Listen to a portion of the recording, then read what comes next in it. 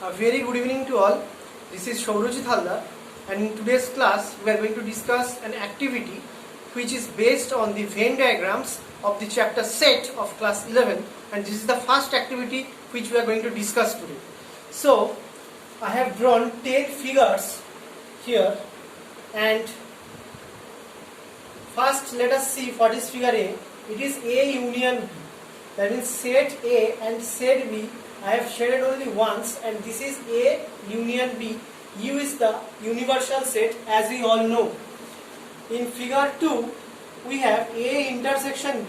That means the common portion between A and B.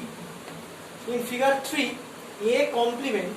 That means excluding A, whatever we are left with in the universal set, that we are going to take as A complement.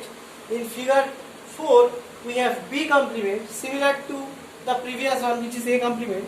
Here B, we are going to exclude B from the universal set, and we are going to get the portion which is B complement.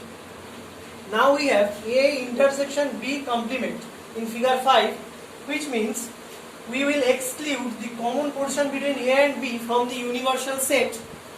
Next, in the figure 6 we have A union B whole complement. That means we are going to exclude A and B only once from the universal set. Only that portion is shaded here with green sketch pen. In figure 7 we have A complement intersection B, which means B minus A.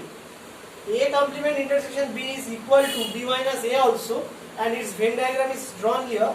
We are going to take the portion of B excluding the common region between A and B. In figure 8 we have A complement union B. That means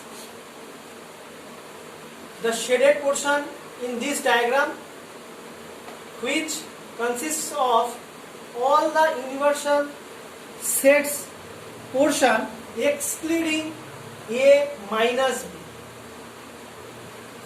Next we have in figure 9 A intersection B equals to 5. That means there is no common portion between A and B. That's why I have drawn A and B separately with no intersection region between them. Last but not the least, in figure 10 we have A is a subset of B, proper subset. Better to say A is a proper subset of B. So I have drawn A inside B. So students, I hope this part is clear to you. In the project or activity, what you are going to do is you have to use colored chart papers, or you can also use sketch pens as well as colored pencils for drawing these 10 figures. Thank you and have a good day.